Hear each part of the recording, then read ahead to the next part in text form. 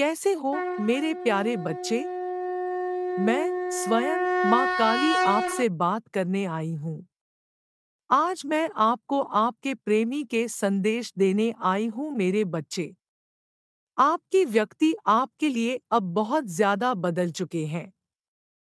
आपके पर्सन अभी कोई एक बड़े झटके के दौर से गुजर रहे हैं। आपके पर्सन अब उन सभी चीजों का अनुभव कर रहे हैं जो उन्होंने आपके साथ किया था जो अनुचित था। उन्हें यह समझ आ गया है कि उन्होंने आपके साथ बहुत गलत किया। उन्हें यह एहसास हो गया कि आप यह सब दर्द और डिसरिस्पेक्ट बिल्कुल डिजर्व नहीं करते थे। वे अब वही महसूस करते हैं जो आप उस समय महसूस कर रहे थे। दुख, निराशा, वही सारे आंसू, सब कुछ। उन्होंने आपके स्वाभिमान को ठेस पहुंचाया। यह सोच उन्हें शर्मिंदगी। यह वही व्यक्ति है जो बहुत ही जिद्दी था, अहंकारी था। किसी स्पष्टीकरण के बिना और बिन कुछ कहे ही वे आपके जीवन से गायब हो जाते थे। आपके मैसेज का उत्तर देना भी जरूरी नहीं समझते थे और जब चाहता था तब आपको कॉल कर लेते थे, अन्यथा वह आपको सीन करके इग्नोर कर देते हैं।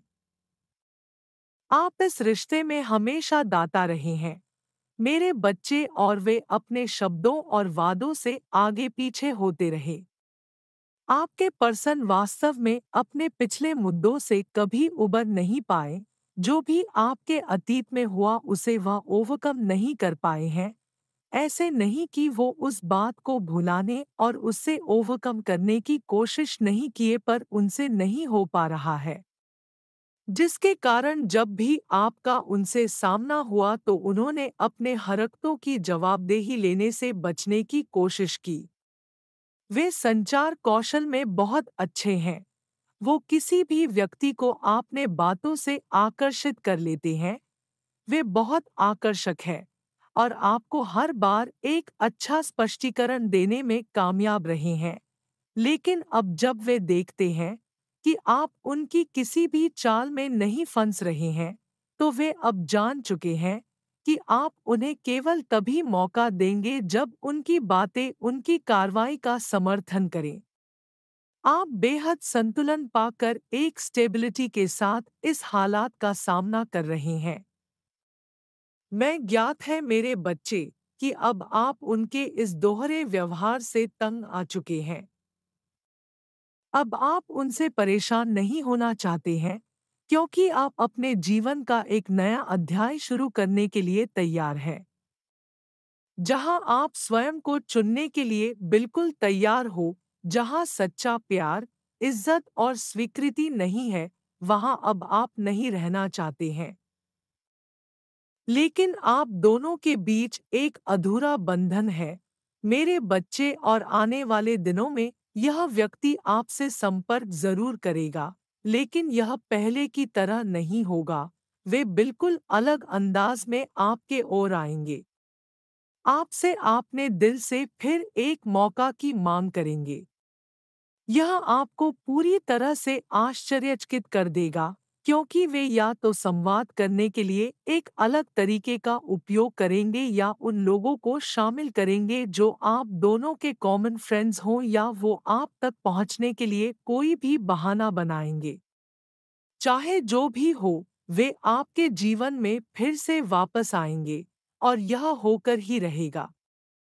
हाल ही में आप उदास या भावनात्मक रूप से बहुत निराश महसूस कर रहे हैं। ऐसा इसलिए है क्योंकि इस व्यक्ति के साथ आपका बहुत गहरा संबंध है। इसलिए जब भी आप अचानक उदास महसूस करें या आपके करीबी लोग उनका अनएक्सपेक्टेडली आपके सामने जिक्र करें, तो जान ले मेरे बच्चे कि ये संकेत है उस व्यक्ति आपके बारे में सोच रहे हैं। उनको लगातार आपकी याद आती है और बुरी तरह से आपको मिस कर रहे हैं। वे आपके पास वापस आ रहे हैं। वो आपको इमोशनल, फिजिकल एंड दिल से बहुत ज्यादा मिस करते हैं। आपके मन में जो व्यक्ति इस क्षण है, वो आपसे दीर्घकालिक प्रतिबद्धता यानी लॉन्ग टर्म कमिटमेंट मांगने वाला है।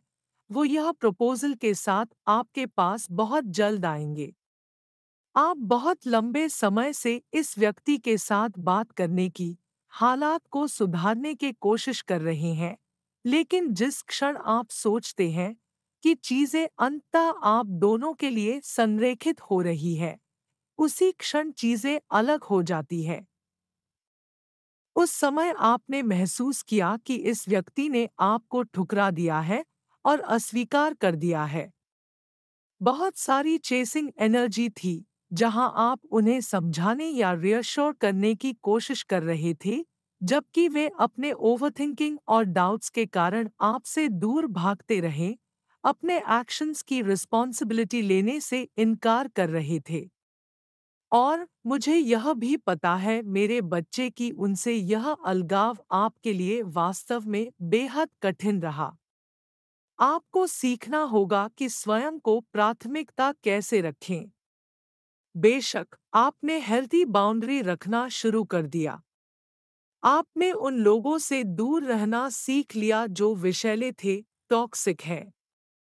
आप आखिरकार उन स्थितियों से छुटकारा पाने में सक्षम हो ही गए जिनका अब कोई उद्देश्य पूरा नहीं हो रहा था। आप स्वयं का बेस्ट वर्जन बन गए। मुझे आप पर गर्व है मेरे बच्चे, कि आप इतनी शालीनता और परिपक्वता से चुनौतियों का सामना कर रहे हैं। मैं यह भी देखती हूँ कि उस समय आपको अपने मानसिक स्वास्थ्य के लिए इस व्यक्ति को छोड़ना बेहद जरूरी रहा। और मैं जानती हूँ मेरे बच्चे, यह तुम्हारे लिए वास्तव में कठिन रहा। लेकिन हर बार इस रिश्ते को बचाने की कोशिश ने तुम्हें पूरी तरह से थका हुआ महसूस कराया।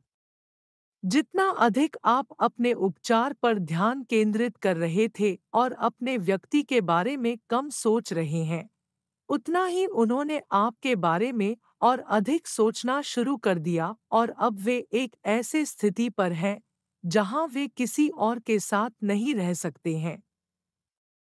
वे वापस आ रहे हैं। जिस तरह से आप उनसे प्यार करते थे, किसी ने कभी उनके साथ ऐसा प्यार, ऐसा व्यवहार नहीं किया। और वे यह समझ चुके हैं कि वे आपसे दूर भाग नहीं सकते। वे जिन सवालों के जवाब नहीं देते थे, वे अब उन सभी सवालों का सामना करने के लिए तैयार हैं। वे इस रिश्ते के लिए काम और प्रयास करने के लिए अब बिल्कुल तैयार हैं। उन्होंने पहले इस संबंध को प्राथमिकता नहीं दी थी, और वे भी उस समय किसी और की बातों और प्रभाव में आ गए, जिसका अब उन्हें गहरा अफसोस है। वे आपके पास आना तो चाहते हैं, लेकिन ना चाहते हुए भी कहीं ना कहीं वे थर्ड पार्टी की स्थिति में फंस जाते हैं। इस बात की प्रबल संभावना है कि आप आध्यात्मिक संबंध यानी स्पिरिचुअल कनेक्शन में हैं। मेरे प्यारे बच्चे, संभावना यह भी कि या तो आप या फिर आपका व्यक्ति विवाहित हो सकते हैं, या आप दोनों का विवाह अलग-अलग व्यक्ति से हुआ हो सकता है। आपका व्यक्ति कर्म संबंधों यानी कामिक रिलेशनशिप में फंसा हुआ है, मेरे बच्चे। वह काम और परिवार से पूरी तरह थका हुआ और हारा हुआ, अंधेरा से घिरा हुआ महसूस करते हैं। कभी-कभी वे टूटने की कगार पर होते हैं। उन्होंने खुद को बाकी सब से पूरी तरह से अलग कर लिया है, और उन्हें खुद को काम में व्यस्त कर दिया है ताकि वे हमेशा व्यस्त रहें और किसी के भी बारे में या कुछ भी सोचने का समय ना बचे। लेकिन फिर भी आप लगातार उनके दिमाग में रहते हैं। उम्मीद करें कि वे इस महीने के अंत तक आपके पर्सन आप तक पहुंच जाएंगे। अक्टूबर के अंत में ऐसा कुछ होगा, वह साहस जुटा पाएंगे और उसे वो अवेकनिंग कॉल मिलेगा कि आप ही उनके लिए सब कुछ है। मेरे प्यारे बच्चे, धैर्य रखें। हमेशा सकारात्मक रहने का प्रयास करें। इसका मतलब यह नहीं है कि आपको अपनी भावनाओं को, डर या आंसुओं को दबा देना चाहिए या अपने इमोशंस को अस्वीकार करना होगा। ऐसी कोई बात नहीं। यह बिल्कुल नॉर्मल है मेरे बच्चे, अपनी भावनाओं को स्वीकार करो, इसे जाहिर करो। अगर आपको भारीपन महसूस हो तो रोने को दिल करता है, तो जोर से रोएं, अपने इमोशंस को नेचुरली फ्लो होने दें। पर एक बात का सदैव ध्यान रखें कि फिर जितनी जल्दी हो सके उस भावना से, हेवी इमोशंस से बाहर आ जाएं। जितनी जल्दी हो सके सकारात्मक यानी पॉजिटिव वाइब्रेशंस में वापस लौटने का प्रयास करें। ऑप्टिमिस्टिक रहें। आखिरकार सब कुछ आपके पक्ष में ही होगा। प्रार्थना करते रहें, आपकी हर प्रार्थना सुनी जाती है। मुझे पता है मेरे बच्चे, आप अभी आगे बढ़ना चाहते हैं और हर दर्द से छुटकारा पाना चाहते हैं। बिल्कुल खुश रहना चाहते हैं। मुझ पर विश्वास करो बच्चे, आपके पर्सन बहुत जल्द आपके पास वापस आ रहे हैं। मुझ पर विश्वास करें और इस दैवीय प्रक्रिया पर भरोसा करें।